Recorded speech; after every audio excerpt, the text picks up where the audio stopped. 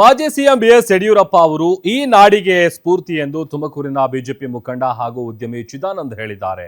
ಯಡಿಯೂರಪ್ಪ ಅವರು ಬಿಜೆಪಿಗೆ ಕೊಟ್ಟ ಕೊಡುಗೆ ಸೇರಿದಂತೆ ಹಲವು ವಿಷಯಗಳನ್ನ ನೆನಪು ಮಾಡಿಕೊಂಡಿದ್ದಾರೆ. ಈ ಕುರಿತು ನಮ್ಮ ತುಮಕೂರು ಪ್ರತಿನಿಧಿ ನಡೆಸಿರುವಂತಹ ಚಿಟ್ಚಾಟ್ ಇದೆ. ಚಿದಾನಂದ್ ಅವರನ್ನ ಮಾತನಾಡಿಸಿದ್ದಾರೆ, ಬನ್ನಿ ನೋಡೋಣ. ದಕ್ಷಿಣ ಭಾರತದಲ್ಲಿ ಬಿಜೆಪಿಯನ್ನು ಕಟ್ಟಿ ಬೆಳೆಸಿದಂಥ BS ಯಡಿಯೂರಪ್ಪ ಅವರಿಗೆ ಇದೇ 9ನೇ ತಾರೀಕು ಚಿತ್ರದುರ್ಗದಲ್ಲಿ ಅವರ ಅಭಿಮಾನಿಗಳೆಲ್ಲ ಸೇರಿ ಅಭಿಮಾನೋತ್ಸವ ಕಾರ್ಯಕ್ರಮವನ್ನು ಮಾಡ್ತಾಯಿದ್ದಾರೆ.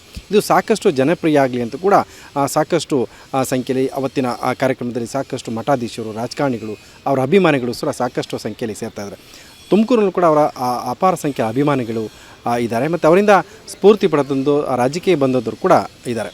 ಅವರಲ್ಲಿ ತುಮಕೂರಲ್ಲಿ ಸಕ್ರಿಯವಾಗಿ BJPಯಲ್ಲಿ ತೊಡಗಿಸ್ಕೊಂಡಂಥ ಚಿದಾನಂದ್ ಅವರು ಈಗ ನಮ್ಮ ಜೊತೆ ಇದೆ. ಚಿದಾನಂದ್ ಅವರು ಕೇವಲ ರಾಜಕೀಯ ಮುಖಂಡರಲ್ಲ, ಅವರು ಈ ಉದ್ಯಮಿ ಕೂಡ ಗುರುತಿಸ್ಕೊಂಡಿರೋ. ಬನ್ನಿ ಅವ್ರ ಜೊತೆ ನಾನು ಯಡಿಯೂರಪ್ಪ ಮತ್ತು ಅವರ ಸಂಬಂಧ ಹೇಗಿತ್ತು ಅಂತ ನಾನು ಮಾತಾಡ್ತೀನಿ. ನಾನು ನೋಡಿದಂಥ ಯಡಿಯೂರಪ್ಪನವರ ಒಂದು 50ನೇ ವರ್ಷದ ರಾಜಕೀಯ ಸಾರ್ಥಕ ಪಯಣವನ್ನು ಒಂದು ಸಂಭ್ರಮಾಚರಣೆ ಆಚರಿಸಬೇಕು ಅಂತ ಇದೇ ತಿಂಗಳು 9ನೇ ತಾರೀಕು ಚಿತ್ರದುರ್ಗದಲ್ಲಿ ಲಕ್ಷಾಂತರ ಅಭಿಮಾನಿಗಳು ಮತ್ತು ಕಾರ್ಯಕರ್ತರೊಂದಿಗೆ ಅಭಿಮಾನೋತ್ಸವ ಕಾರ್ಯಕ್ರಮ ಮಾಡ್ತಾ ಇರ್ತಕ್ಕಂಥ ಎಲ್ಲ ನಮ್ಮ ಕಾರ್ಯಕರ್ತರಿಗೆ ಮೊದಲನೇದಾಗಿ ಅಭಿನಂದನೆಗಳನ್ನು ಸಲ್ಲಿಸ್ತೀನಿ. ಇಂಥ ಒಂದು ಅರ್ಥಪೂರ್ಣವಾದಂಥ ಕಾರ್ಯಕ್ರಮ, ದೇಶ ಕಂಡಂಥ ಮಹಾನ್ ನಾಯಕ, ಅದರಲ್ಲೂ ರೈತ ನಾಯಕ. ಅವರು ಏನು ಅಧಿಕಾರಕ್ಕೆ ಬಂದಂಥ ದಿಸೆಯಲ್ಲಿ ರೈತರ ಹೆಸರಿನಲ್ಲಿ ಪ್ರಮಾಣ ವಚನ ಸ್ವೀಕರಿಸಿದ ಏಕೈಕ ಮೊದಲನೆಯ ಮುಖ್ಯಮಂತ್ರಿ ಅಂತ ಹೇಳಿದ್ರೆ ತಪ್ಪಾಗಲಾರ್ದು. ಅಂತಹ BS ಯಡಿಯೂರಪ್ಪನವರ ಸಾರ್ಥಕ ಜೀವನ ಬಹಳ ಒಂದು ಕಷ್ಟಕರವಾದಂಥ ಜೀವನವನ್ನು ನಡೆಸ್ಕೊಂಡು ಬಂದಿದ್ದಾರೆ. ಅವರ ಒಂದು ರಾಜಕೀಯ ಬದುಕಿನಲ್ಲಿ ಮೊದಲನೇದಾಗಿ ಅವರ ಪಯಣದಲ್ಲಿ ಶಿಕಾರಿಪುರದಲ್ಲಿ ಪಟ್ಟಣ ಸಭೆ ಸದಸ್ಯರಾಗಿ, ಅಧ್ಯಕ್ಷರಾಗಿ, ಮತ್ತು 84ರಲ್ಲಿ ಮೊದಲನೇ ಬಾರಿ ಒಂದು ಭಾರತೀಯ ಜನತಾ ಪಕ್ಷದಿಂದ ಸದಸ್ಯರಾಗಿ ವಿಧಾನಸಭೆಗೆ ಬಂದು ಶೂನ್ಯದಿಂದ 110ರವರೆಗೆ ತಂದಂಥ ಧೀರ ಅಂತ ಹೇಳ್ಬೋದು. ದಕ್ಷಿಣ ಭಾರತದಲ್ಲಿ BJPಯನ್ನು ಬಲಗೊಳಿಸಿ BJPಯನ್ನು ಶಕ್ತಿ ತುಂಬಿದ ನಾಯಕ.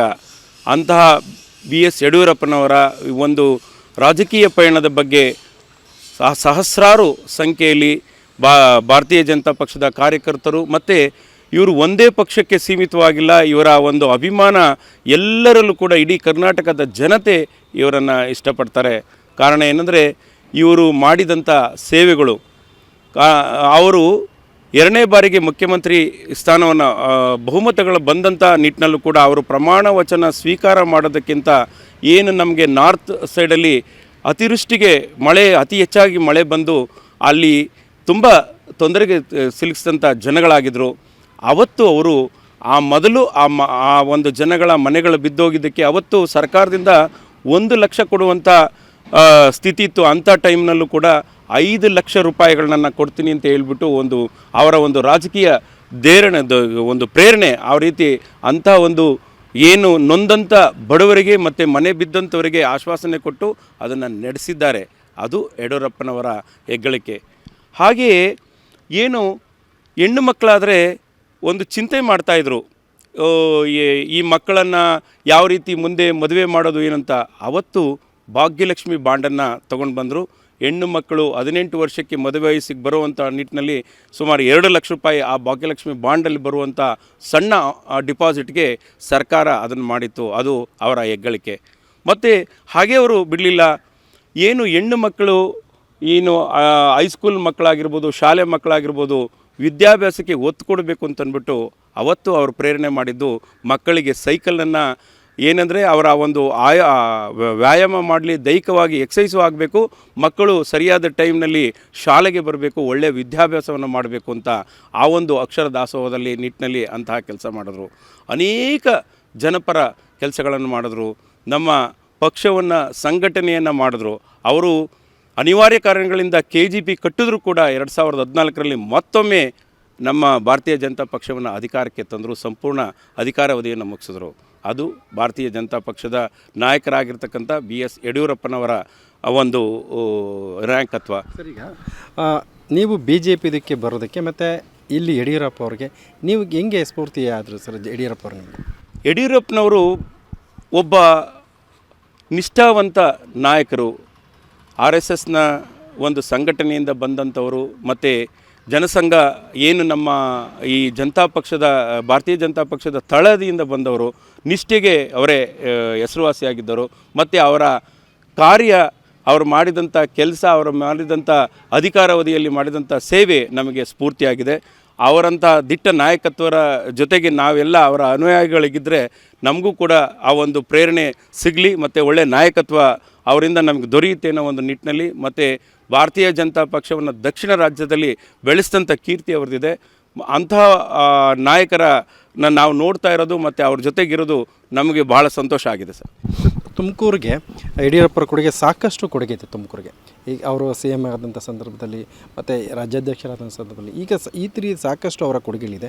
ಅಂಥ ಕೊಡುಗೆಗಳನ್ನ ನೀವು ನೆನಪು ಮಾಡಿಕೊಡೋದಾದರೆ ಸರ್, ಗ್ರಾಮಾಂತರ ಭಾಗದಲ್ಲಿ ನಮ್ಮ ನೆಚ್ಚಿನ ಜನಪ್ರಿಯ ಶಾಸಕರಾದ ಸುರೇಶ್ ಗೌಡರ ಒಂದು ಕಾಲದಲ್ಲಿ ರಸ್ತೆಗಳ ಅಗಲೀಕರಣ ಮತ್ತು ರಸ್ತೆಗಳ ಅಭಿವೃದ್ಧಿ ಯಾವ ರೀತಿ ಆಗಿದ್ದಾವೆ ಅಂದರೆ, ಅವರ ಒಂದು ಅಭಿವೃದ್ಧಿ ನಿಜವಾಗಲೂ ಯಶಸ್ವಿ. 1000 ಕೋಟಿ ರೂಪಾಯಿಗಳಿಗೆ ಹೆಚ್ಚು ಅನುದಾನವನ್ನು ಕೊಟ್ಟು ನಮ್ಮ ಗ್ರಾಮಾಂತರ ತುಮಕೂರಿನ ಕ್ಷೇತ್ರದಲ್ಲಿ ಸಂಪೂರ್ಣವಾಗಿ ಒಳ್ಳೆಯ ಟಾರ್ ರೋಡ್ ಆಗಿದೆ. ಮತ್ತು ಅವರ ಕಾಲದಲ್ಲಿ ಪ್ರತಿಯೊಬ್ಬ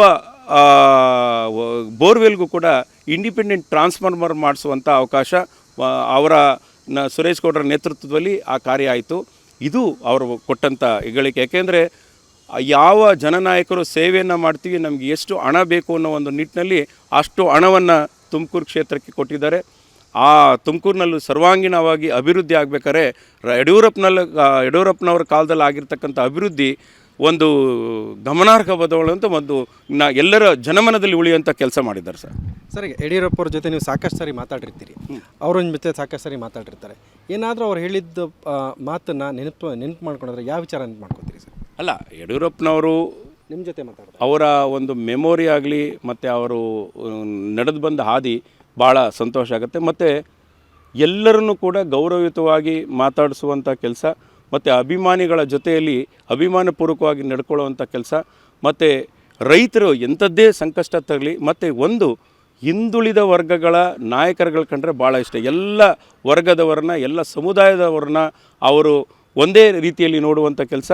ಮತ್ತು ಹಿಂದುಳಿದ ವರ್ಗದವರ ನಮಗೆ ರಿಸರ್ವೇಷನ್ ಕ್ಯಾಟಗರಿ ಇರ್ಬೋದು ಅಥವಾ ಇನ್ನೊಂದು ಇರ್ಬೋದು, ಏನೇ ಹೇಳಿ ಆ ತಕ್ಷಣ ಕೆಲಸ ಮಾಡುವ ಒಂದು, ಮತ್ತು ಯಾವುದೋ ಒಂದು, ಮತ್ತು ಇನ್ನೊಂದು ಅವರ ಒಂದು ಕಾಲದಲ್ಲಿ ಎಲ್ಲ ಸಮುದಾಯ ವರ್ಗಗಳಿಗೂ ಕೂಡ ಅನುದಾನವನ್ನು ಕೊಟ್ಟಿದ್ದಾರೆ. ಎಲ್ಲ ಸಮುದಾಯಗಳಿಗೂ ಕೂಡ ಮಠಮಾನ್ಯಗಳಿಗೆ ಕೊಟ್ಟಿದ್ದಾರೆ. ಅವರ ನಿಷ್ಠೆ, ಧಾರ್ಮಿಕವಾದಂಥ ಚೈತನ್ಯ ತುಂಬುವಂಥ ಏಕೈಕ ವ್ಯಕ್ತಿ ನಮ್ಮ ರಾಜ್ಯದಲ್ಲಿ ಯಾರು ಇದ್ದರೆ ಅವರು ಯಡಿಯೂರಪ್ಪನವರು ಮಾತ್ರ. ಓಕೆ, ಇದಿಷ್ಟು ಚಿದಾನಂದ್ ಅವರ ಮಾತುಗಳು. ಯಾಕೆಂದರೆ ಯಡಿಯೂರಪ್ಪ ಅವರು ತುಮಕೂರು ಕೂಡ ಸಾಕಷ್ಟು ಕೊಡುಗೆ ಕೊಟ್ಟಿದ್ದಾರೆ. ಅವರ ಈ ವಯಸ್ಸಿನಲ್ಲೂ ಕೂಡ ಅವರ ಮಾತುಗಳು, ಅವರ ರಾಜಕೀಯ ನಡೆ ಎಲ್ಲರಿಗೂ ಏನು ದಾರಿದೀಪ ಅನ್ನೋ ಮಾತುಗಳನ್ನು ಈ ಸಂದರ್ಭದಲ್ಲಿ ಹೇಳ್ಕೊಂಡಿದ್ದಾರೆ. ಕ್ಯಾಮ್ರಾಮನ್ ಸಂಜಯ್ ಜೊತೆ T Yogish, guarantee news, Tumakuru.